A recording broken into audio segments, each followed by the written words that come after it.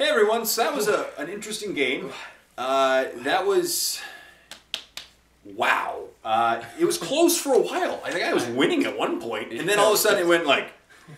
completely the opposite direction. The final score was, I think, what, 14-4 or 11-4? It was like 14-4? 14 or 15. 15-4 or something. It'll be in the final. Yeah. Just counting the game. But that was an awesome game. I don't play much against Dark Eldar, and I was just reminded of how much of a dark force they are. No one plays them, so they just come in and be a dark horse. Do you find that? I find that the community I play in has been used to seeing me play them. So they know everything about Dark Eldar, and they know how tough they can be to play against and play with. But normally, nobody plays Dark Eldar. If you're looking for an army that very few people play, and very few people know how to play well, you can play Dark Eldar. Yeah, to me, the two armies coming to mind are Dark Eldar and Adeptus Sororitas. Yes, the Sisters of Battle. But I think Sisters of Battle is mostly because the models are mostly metal, and it's very, very expensive to get into it. Yes. Yeah, and then with Dark Eldar, to me, I love the look of them. I'd go crazy and buy all the vehicles, and I'd run out of money. Yeah, the vehicles are very expensive. You do have to run... In order to play a Dark Eldar army that has good synergy within the list, you do have to focus more on a mechanized force. But I've tested a whole variety of different Dark Eldar lists and played properly, whether you're running an army that's mostly based around the homunculi and their creations of flesh, all the way to playing a witch cult, which is what you just saw, all the way to playing a Kabbalite-centric army with Archons and lots of Ravagers and Kabbalite Warriors, which is the standard Dark Eldar army. Have you ever used the Council? The Archon, the Court of the Archon? Yes, I have. The reason I use the Council, I've used it a couple of times as just an additional transport. So if I'm playing a maximum min-max style list, it just opens another slot where I can get another transport in. It's a little bit more expensive than like other stuff, but it just adds more tanks. Cool. Yeah. So basically there, you closed the gap. So, by the way, we should probably mention, he won. Yeah, yeah. And it wasn't close. No, the final score, the game was close until like a point, and then a threshold was crossed, and all of a sudden, there was a complete domination. Yes. Yeah. There was even a card that said domination on it. Yes, it did. Yeah. And that was the name of it. And thing is for him is, a lot of the time, you actually had to do stuff to get your objectives, when mine kind of fell in my lap. I know. Just capture objective that I have already. Yep. I'm in front of that one, and I'm in front of that one. 2 points. Yeah. This was actually my first Maelstrom of War game. I thought it was a great time. It had such a nice layer to the game. You know, to me, as we were discussing before the game ended, it changes the way you have to play the game. There's no preset way you can play your army. Yeah, I really like having to think on the fly. It does reward mobility. In this battle report, you also saw the importance of objectives secured. Yes. Which troops in a combined arms detachment from the book gain, because Jay's force here, he had no objective secured forces in his army because of him running the Orc Horde formation, which gives him the Hammer of Wrath instead of objective secured. Yes. So I was able to sacrifice units to gain an advantage when I needed to in order to gain points at critical points in the game. Yes, very much, especially when you're trying to get all the objectives at the same time. It would have been almost impossible if I didn't give that up. But who's your MVP? My personal MVP, the Succubus. Yeah. Yeah. He just killed everything. Like, it wasn't close. He killed, I think... the Warboss, the Mech, that unit. And the boy at the same time. The Knob, like 4 units from, like, models from the other unit. Just, it was awesome. And she passed the save she had to make. It was great.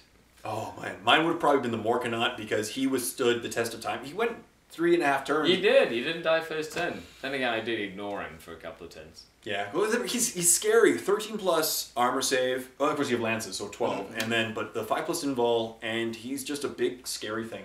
Yeah, I'm surprised that it was just one lucky lance shot, but it should have normally taken more than just one shot to take him out. At least he blew up and took down a few of these things with me. It's yeah, that was fun. It just exploded and killed a whole bunch of stuff. But that's what you watch the channel for crazy random stuff like that. Yeah, and that's what I'm saying. You and I both have the same mentality. We both like to play Warhammer 40K for fun. We're not the most competitive people. We wouldn't play the armies we did if we were the most competitive, I think. We'd both be playing Tau and Eldar. That's true. But Dark Eldar can be very competitive. They as well. can be. Yeah, they can be. And so can Orks in certain lists. Absolutely. Especially, well, the Orc list, I think, is so new that there hasn't really been a sweet spot yet. Yeah, they haven't figured out yet the broken combination. Like, back in 4th edition when Not-Bikers came out, people were like, wait a minute. You put this plus this plus... Yeah, exactly. Well, that's just waiting to happen. Hey, if you're an Orc player and you've thought of something that's really, really good, put a comment down below. Let us know what you think. We'd really appreciate your feedback if you want to see anything played specifically. Anything you would have done differently? Personally, there was a couple of different movement things I would have done differently, and honestly, it was such a good win in that sense. I believe that everything needed to be where it needed to go. Okay. Yeah. And the thing is, you forced me. I didn't even before like when I started the game, my first turn, you already forced my movement. Because if I didn't respond to your movement turn 1, you would have just trounced me. Yeah, the only thing I would have changed was probably like your deployment if I would have been deploying your Orcs. Other than that, you know, maybe not taking the Reaver Jetbike bait right off the bat. And keeping your War Boss back and moving the Morkanaut or a Dreadnought that way to kind of, you know, block that way. Yeah. But that just comes with... It was also terrain was a little bit on that one side. It was a little close of a gap I found. But yeah, I did take the bait. But unfortunately, if I didn't take it, you would have just swept him. Oh yeah. Well, that's the key about playing Warhammer. You give your opponent conundrums, not problems, because problems can be solved. But conundrums, you can only choose the lesser of two evils. Do you find that with your... His accent is awesome. I can't get away with saying conundrums, but with your accent, you're like... You give your opponent conundrums, and I know every viewer out there is going to be like, You have to nod when you say it as well. Yes. And where are you from again? I was born and raised in Mexico. Yes, because obviously... Español. Yes, because obviously you have a very thick Hispanic accent, and I don't know. That's just funny, but like you have a great announcer voice too. Like you can just be like, and this you talk almost like a documentary. Oh, thanks. You know, I like that too. Oh, by the way, this is the post game, so it's a different video. Check out, this is Skari. Yeah. Skari? Yeah. And you have a YouTube channel as well. And I do. Link will be in the description below. So go check it out. And if you didn't see the opening game, the game is also on your channel. We did a cross thing, so you're also going to see the same battle report from your eyes on your channel. That's and your right. YouTube channel is Scarredcast. That's right. Or as you would say, Scarredcast. Scarredcast, yeah. And you have you said it's a podcast. Yeah, it's a podcast and blog. I use it once every couple of weeks. I put up a podcast in the like TED Talk style. Oh, so I'll talk about like one topic for about 20 minutes because it's a solo podcast, and then it's nothing like too fancy. Excellent, and it is It's scarredcast.podbean.com. Yeah. And it'll be right here. I'll make sure it's right here. Right there? Probably a little. Right there. Yeah. Right there. So right. It's going to keep moving. Right here. It's going to like a flying insect. Yeah. And definitely check it out. Thank you so much once again for coming. No problem. Thanks a lot for coming. Hilarious. Awesome. Game.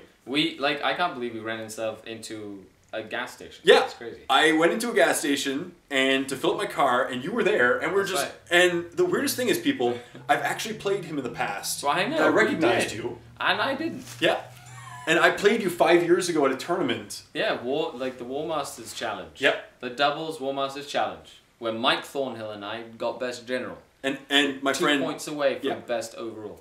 Oh, I know. I know. Damn mulligans. Do never use your mulligans. Me and my friend Andy, we won our first 3 games. That's why we ended up playing you in the finals, in the final match, and we won best sport. That's right. So that was a fun game. These guys were a blast to play, and they were playing a dirty list. the next year, my friend and I, we ran 2,000 points of Grey Knight spam Paladins, and we won best sport. Nice, that's awesome. That's the way to do it. If you can kick your opponent's teeth in and have them have a smile, that's a best sportsman for you. Well, it's the way you play. It's we play for fun. I know it's hard saying that when you have a cheesy list, but yeah. You know what? If you get voted, doesn't matter what you play. And for your YouTube channel, do you primarily play Dark Eldar? I do have 2 different armies. I play Black Templars, I play Dark Eldar. Dark Eldar are my focus. I haven't played my Black Templars since the last book. I kind of said goodbye to the last book, and then with the new Space Marine book, I haven't really played them. at all, or for the channel itself.